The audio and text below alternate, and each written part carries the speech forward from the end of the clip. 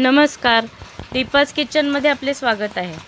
आज आपण मालवणी कोंबडी वड्याची भाजणी करणार आहोत।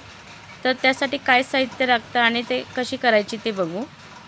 इथे मी गॅसवर एक कढई गरम करत ठेवली। त्यात 2 कप तांदूळ घातले।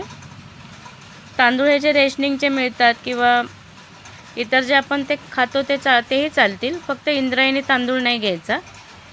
हे 2 कप तांदूळ घ्यायचे आणि ते भाजून घ्यायचे। अगदी चकलीच्या भाजणीसारखं खूप नाही भाजायचे, थोडेसे तांदूळ भाजून घ्यायचे। तांदूळ भाजून झाले, आता ते एका बाजूला काढून घेतले। आता त्याच कढईमध्ये 2 कप ज्वारी घातली। ती ज्वारी पण भाजून घ्यायची।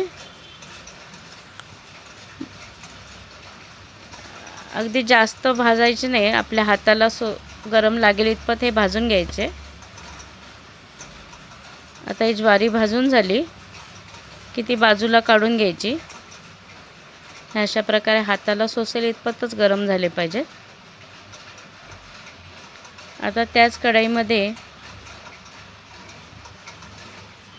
1 कप हरभऱ्याची डाळ घेतली।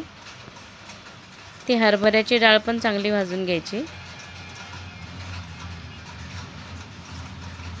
आता ही डाळ भाजून झाली की त्याच कपाने अर्धा कप उडीद डाळ घेतली।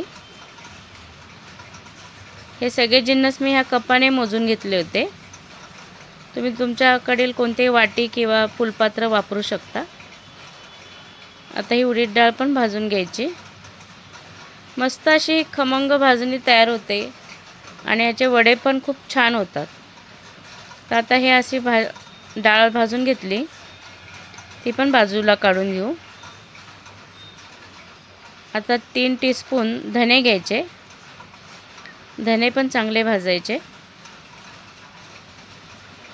हे सगळे एकत्र भाजणीमध्ये काढून घ्यायचं।